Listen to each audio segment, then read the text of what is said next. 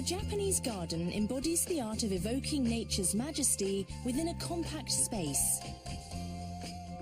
From tea gardens to the dry gardens of Zen Buddhism to the pocket gardens of city dwellers, Japanese culture has produced many styles of garden.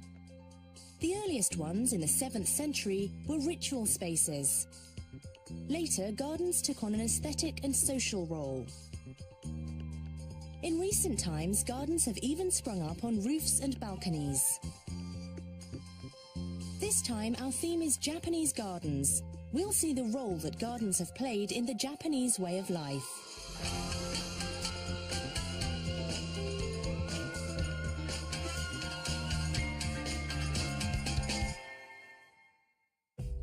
It's a pretty stunning view, isn't it? It's a Japanese-style garden. Hello and welcome to Japanology Plus. I'm Peter Barakan. I'm in Osaka today, and this is in the middle of a big park commemorating the expo that was held here in Osaka in 1970 and which was partially responsible for introducing modern Japan to the world. This Japanese garden was created for the expo, and it's actually a number of different gardens in the style of 4 different eras, almost like a kind of garden theme park, if you like. When I was a kid in London, the word garden conjured up images of flowers more than anything else. But flowers are one thing you're not going to really see in a Japanese garden. What you will see are things like large ponds and rocks arranged in artful ways. And the whole feeling is rather tranquil and subdued. Well, obviously the Japanese were proud enough of their gardens that they gave them a special place in the World's Fair. Let's see what makes them so special. Japanese gardens use natural materials to evoke majestic oceans, mountains, hills and rivers on a smaller scale. There are 3 main styles of traditional garden. The most typical one features a pond or stream at the center, providing a scene of water.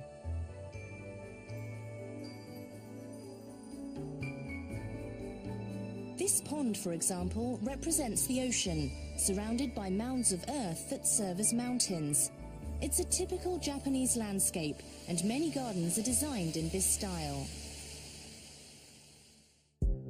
Another style is the classic dry garden, which uses no water at all. Instead, water is represented by arrangements of rocks and gravel. A ledge of bare rock suggests a waterfall, a bed of white gravel rushing waters. In Zen Buddhism, contemplating these gardens is considered a path to enlightenment. The third style of traditional Japanese garden is the tea garden, developed as an extension of the tea ceremony. As guests approach the tea room, the garden conjures up an image of a remote setting deep in the forest, a mountain retreat where the clamour of ordinary life is left behind. Japanese gardens have 3 primary elements: stone, water, and trees. The stone is usually not dressed. Instead, rocks are used in their natural state, colour and shape. Rocks jutting up from a pond represent islands in the sea.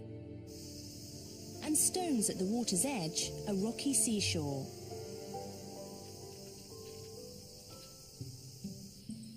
A number of rocks may be placed together to portray a waterfall. Trees representing forests and mountains are pruned, but in a way that preserves a natural appearance.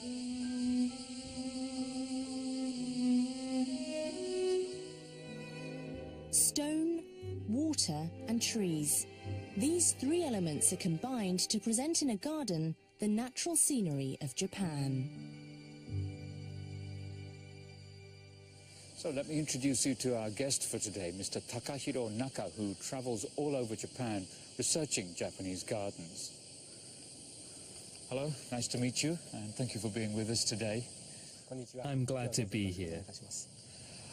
This garden is really beautiful. I'm sure if the ones we're going to be seeing during the day are as good as this, it's going to be a very pleasant day. There are various styles of Japanese garden. We'll see quite a few examples of them today. Today's guest, Takahiro Naka, is a professor of garden history and an authority on Japanese gardens. Naka is actively involved in surveying and restoring heritage gardens and has been a part of garden design projects around the country. He publishes books and gives lectures, drawing on his encyclopedic knowledge of Japanese gardens. So what kind of a garden do we have here? As you can see, a pond takes pride of place. This is known as a pond garden. It's based on the types of gardens built by the Japanese aristocracy of 1,000 or more years ago. They provide the inspiration for this one. And how would they have used the garden? What would they have done here? Do we know that? In that period, the emperor had gardens built. The aristocrats of his court had gardens as well. The gardens were used for ceremonies of state and also for the recreation of the emperor and his court. They would recite poems, have drinking parties, take a boat out on the pond to look at the moon. They would do things like that. Of course, there are landscape gardens in the West as well. They're very different from the Japanese ones too. Perhaps we could talk a little bit about those differences. The biggest difference is the importance of symmetry in a traditional Western garden. For example, one of the pinnacles of Western garden design is at the Palace of Versailles. From the main structure, the palace building, there is a straight walk that seems to extend out to the horizon. And then, with that walk as an axis, you have flower beds on both sides in perfect symmetry. You also have fountains, and another feature is that the trees are evenly spaced. The trees are pruned into perfect cones. It's all very geometric and formal. So it's very obviously man-made. Yes, that's right. Both Western and Japanese gardens represent an idealized space, an idealized world. Take Versailles. The garden represents the authority of the king. It expresses the king's will to impose order on a chaotic world with his great power. This is what you see in this symmetry, this balance of left and right, and also the immaculate pruning. Japan has its roots in rice paddy agriculture, and if you want to grow crops, water is an essential element, of course. The water flows down from the mountains, forming into rivers which flow down to the sea. And from there, the water goes back to the mountains as rain. That idealized order is what the Japanese garden expresses. Are there any other major characteristics of Japanese gardens? Yes, there's a technique that's used to make the garden vista seem more expansive. It's called borrowed scenery. The garden of the temple Entsuji in Kyoto is a famous example of this. In that case, you have a rectangular moss garden next to the temple building. There's a hedge at the back, and a row of trees which frames a distant view of a sacred mountain, Hieizan. It's like the mountain is drawn into the garden. The remote mountain and the garden right in front of you fuse, and the garden seems to stretch way out into the distance. That's borrowed scenery. The Japanese garden dates back to the 7th century. These are the remains of an ancient garden in Nara. In those days, gardens were sacred and built for religious practices. The use of ponds and rocks followed Chinese examples. By the 9th century, the Japanese aristocracy had begun making gardens with large ponds representing the sea. Court aristocrats lived in Kyoto, an inland city, and they liked landscapes that brought the sea to mind. This is how the idea of a garden as an idealized natural landscape in miniature emerged. That design tradition continues to this day. Several new styles of garden appeared in the early 17th century. The shogun ordered all the feudal lords to have residences in Edo, now Tokyo. There, the lords competed to create lavish gardens in their urban estates, and some examples remain today. Koishikawa Korakuen was built in the 17th century by a powerful regional leader. Let's take a stroll through it. You enter the woods to the sound of water. It's called Shiraito no Taki, literally Silk Thread Falls. Here at the foot of Mount Fuji is the real Shiraito Falls. The garden recreates the falls in miniature. Beyond the waterfall, we come to a stream. Looking along this river, we see a bridge. It is modelled on a well-known bridge in Kyoto. Moving on, we come to a spot inspired by Tofukuji, a Kyoto temple famous for its autumn foliage. The garden is a showcase of Japan's most celebrated vistas. In centuries past, it was no easy task to travel around Japan, so regional lords recreated famous sites in their own gardens and invited guests to experience a kind of travel by proxy. Japanese gardens came to be important places for socializing, recreation, and relaxation. So what kind of a garden is this one here? This garden is modelled on a type of stroll garden. The original style was popular in the 17th and 18th centuries during the Edo period. Miniature versions of famous scenic landscapes from across Japan are dotted around the pond. They come into view one after another as you take your stroll around it. Were gardens like this common in the Edo period? In those days, Edo, which is what Tokyo was called then, contained the estates of about 300 feudal lords. In fact, each lord basically had 3 different estates in the city.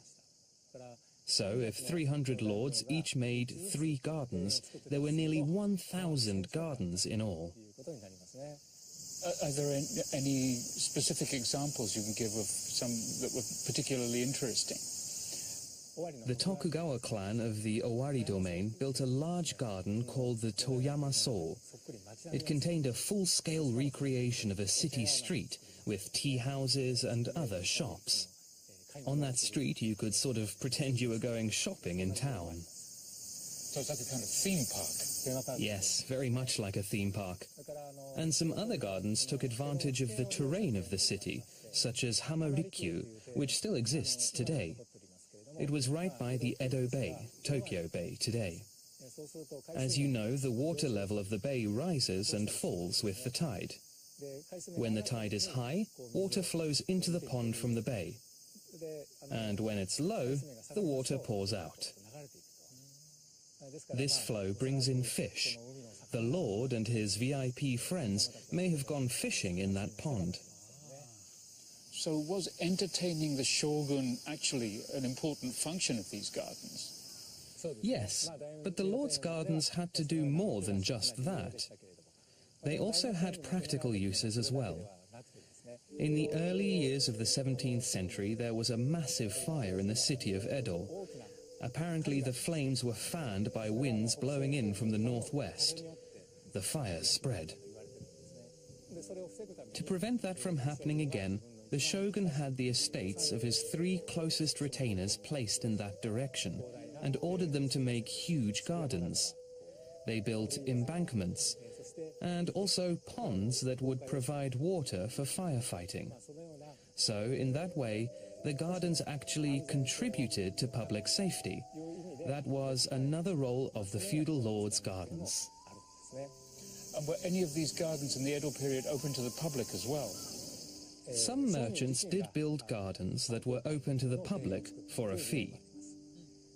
One in Tokyo is Mukojima Hyakkaen. That was in the early 19th century. One of the people's favorite pastimes was looking at flowers in bloom. All kinds of flowers were planted in the garden, and people came from all over the city to see them. Visitors would recite poems about whatever flowers were in season, or they might paint them.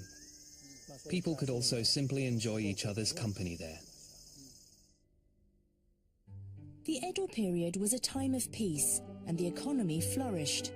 Well-to-do urban merchants began cultivating small gardens at home. We're in Kyoto now, and we're going to be looking at the kind of garden that was popular in private houses during the Edo period. Now, Naka-san, I know that this kind of house is called a machiya. Perhaps you could explain for us what kind of a structure a machiya is. Well, machiya literally means townhouse, and they were homes for townspeople in Kyoto. But they were not simply homes, they were also places of business. It's your home and your workplace in one. They don't have a very wide facade, so you might think they're small, but they go back a long way in an extended box shape. This was the space where business was conducted, the shop area. Here is the front hall. This is where guests of the residence would enter. Okay, so here's the garden. It's kind of like a little patio, isn't it? Space is limited, as you can see. These are compact pocket gardens, courtyard gardens. One role is to make the house brighter. This plant is called lady palm. It's green all year round. So the guests have entered, and here the host greets them properly. That's the function of this space. The garden offers a tranquil setting for greeting guests. Yeah, there's something very refreshing about it. Yeah.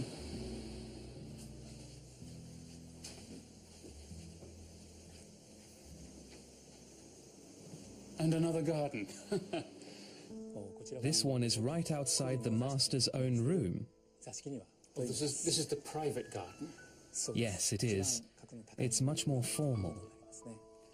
So, how does this work with the two gardens?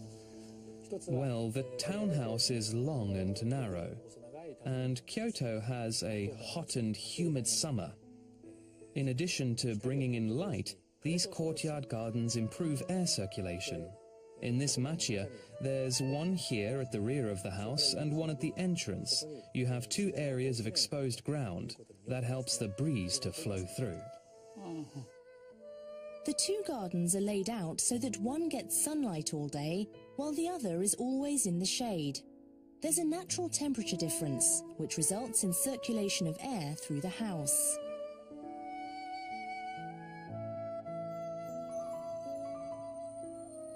There's a casual, almost kind of random look to the way things are arranged in here, but I'm thinking back to some of the gardens we've seen already, and I'm guessing there's probably quite a lot of care has gone into the way this is designed. At first glance, it doesn't seem to be much to look at. But it features some exceptional garden rocks, as well as some artful stone ornaments. That greenish rock over there represents the owner's concern for his family. Oh, really? Yes. Its shape evokes a crane with its head turned to rest on its back. And the black stone, at the back of the garden, it's said to resemble a turtle. In Japanese folklore, the crane represents a lifespan of 1,000 years and the turtle 10,000 years. They're auspicious creatures. So placing rocks suggestive of these creatures was the owner's way of expressing a hope that his business would flourish and his family would live long and healthy lives. That's the kind of wish they embodied. That's actually pretty nice, yeah.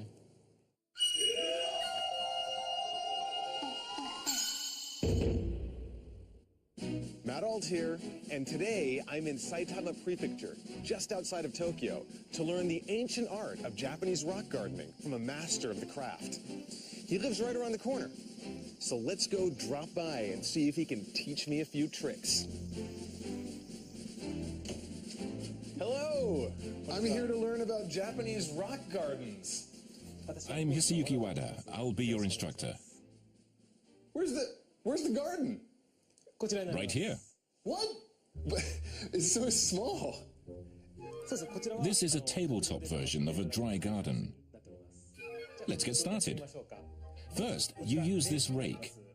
If you drag it lightly across the sand in a wavy line, it looks like a river. Very cool. Yeah, it looks just like a river.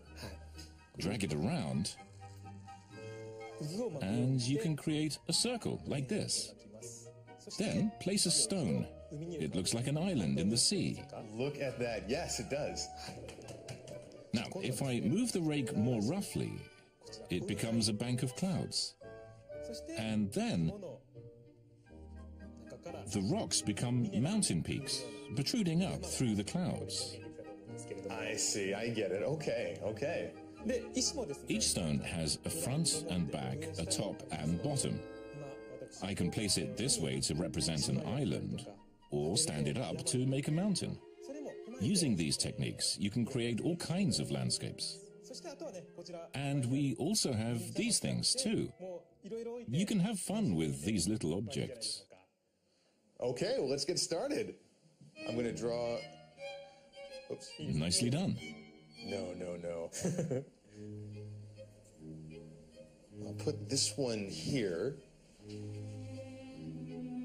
A bridge. Let's put that over the river here. That's nice. Just like that. Here. 2 tanuki.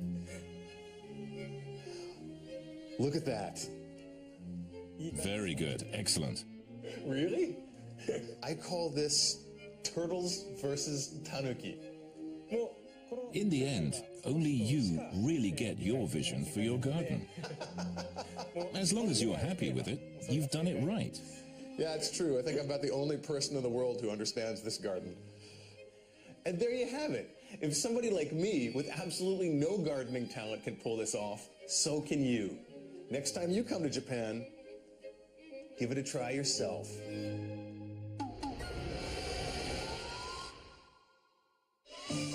Tokyo's residential neighborhoods are packed with houses, but a closer look reveals that almost every house has a patch of green.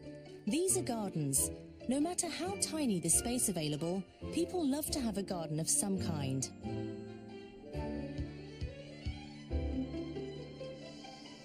Here we are in a residential suburb of Tokyo, where detached homes line the street. Let's take a look at one of the gardens here. It's small, but very beautiful. Michiko Koyama really wanted a garden, so 15 years ago, she moved from a flat to this home, where she works a plot of 3 square meters. It's a super miniature garden, but it still manages to incorporate Japanese elements.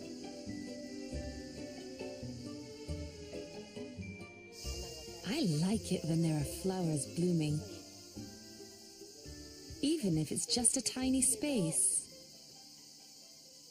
After working in the garden, I feel so relaxed. I feel so glad to have a garden. Here's a very different setting, the heart of central Tokyo, where there's almost no free space.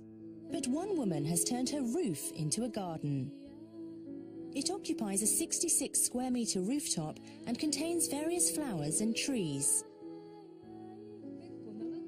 The owner, Masayo Imai, has spent 20 years cultivating this space.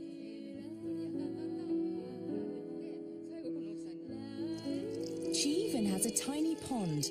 The sound of running water helps to create a place where she can relax. The space is very important to me, in so many ways. It really is. It's the best spot in the house.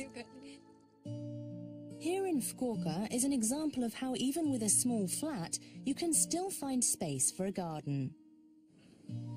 After pondering how to create some kind of garden, the owners turned their balcony into a 9 square meter space with a bamboo fence and pea gravel.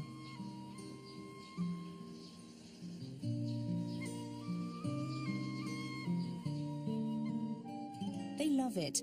They find it very soothing to be able to look out on a genuine Japanese-style garden.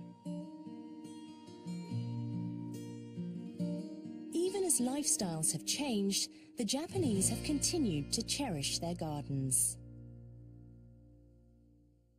We've seen just in the park here several different forms of gardens, and then in the video there were again some small ones, some tiny ones even. But it's obvious that the Japanese people do seem to like to have some kind of a garden in their lives. What do you think that's about? Well, first of all, water is something that we can't live without.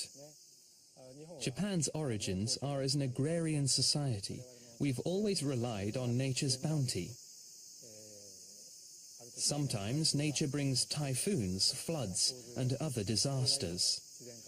So, in a sense, both our happiness and our suffering are tied up with nature. That led people to respect nature and pray that it wouldn't unleash its fury. Nature became something that people were always conscious of. And I believe the Japanese dedication to gardens is one manifestation of that. I know that there are several cases of Japanese-style gardens being created in other countries as well. Is that something that's on the increase now? In the West, people have become fascinated with Japanese gardens, and various examples have been built in various countries. I believe garden design embodies the culture of a country. It's a distillation of cultural values.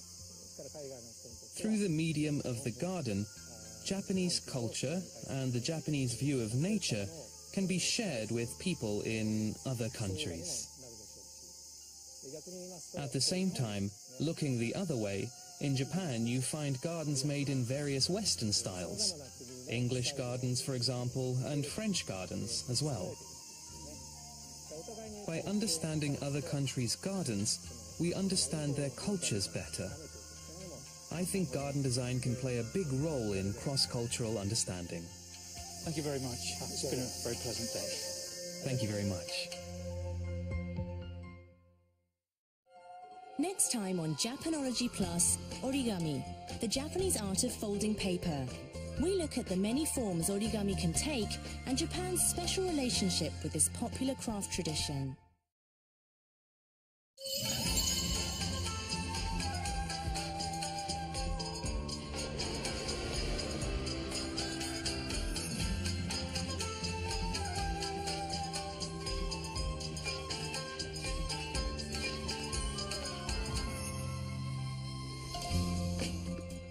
The Japanese garden embodies the art of evoking nature's majesty within a compact space. From tea gardens to the dry gardens of Zen Buddhism to the pocket gardens of city dwellers, Japanese culture has produced many styles of garden. The earliest ones in the 7th century were ritual spaces. Later, gardens took on an aesthetic and social role. In recent times, gardens have even sprung up on roofs and balconies.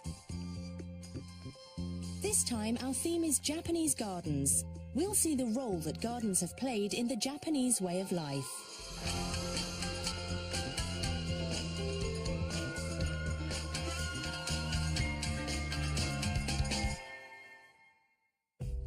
It's a pretty stunning view, isn't it? It's a Japanese-style garden. Hello and welcome to Japanology Plus. I'm Peter Barakamp. I'm in Osaka.